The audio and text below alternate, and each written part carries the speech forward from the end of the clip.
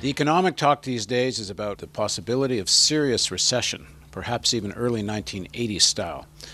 To help us better understand the moment we're in, I'm joined by Dean Baker from CEPR.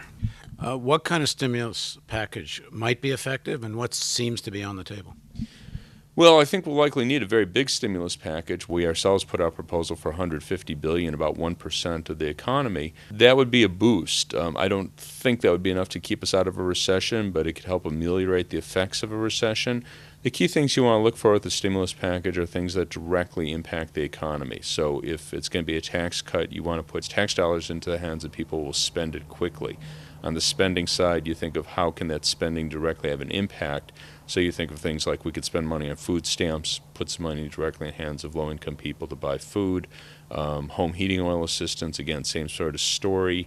We could think of things, we propose some green stimulus ideas. You know, if we had subsidies for mass transit, reduced transit fares, let's say by $1 a ride, directly puts money into the pockets of people who take mass transit. Also, part of our proposal was having tax credits for increasing insulation, energy conservation, and your home. You know, so you could put in new insulation, energy-efficient windows, things that people could do very quickly, don't require a lot of lead time, require any bureaucracy. Money could just be spent right away and impact the economy quickly. The issue of tax cuts versus tax increase. Who pays for the stimulus? And are tax cuts necessarily pro-growth, and are tax increases necessarily anti-growth? Well, first off, in stimulus, we don't want anyone to pay for it. We want to run a larger deficit. That's exactly the point. For the period of time that the economy's in a downturn, we want the deficit to grow, so no one pays for it. That's the whole point. You just spend money. We want a bigger deficit. Well, the deficit at the moment actually isn't that high. I mean, we were at a peak of the business cycle, and the deficit actually was not very large as a share of GDP. It was probably somewhat higher than it should have been.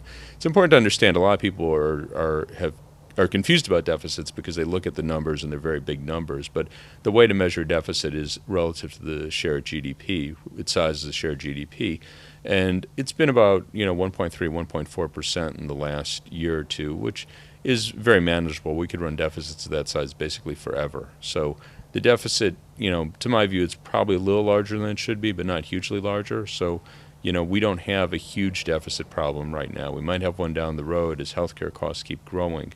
But at the moment, as I say, I think the deficit's somewhat larger than it should be, but not very much larger. What are ordinary people likely to see in the next 1-2 years, and how long do you think this goes on for?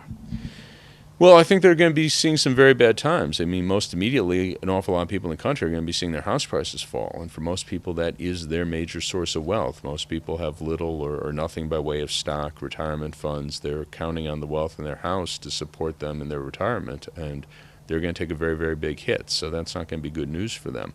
On top of that, I'll be surprised. I mean, the unemployment rate already rose just last month, 0.3 percentage point. I'll be very surprised if it doesn't rise further. I think we're looking at a period of certainly higher unemployment.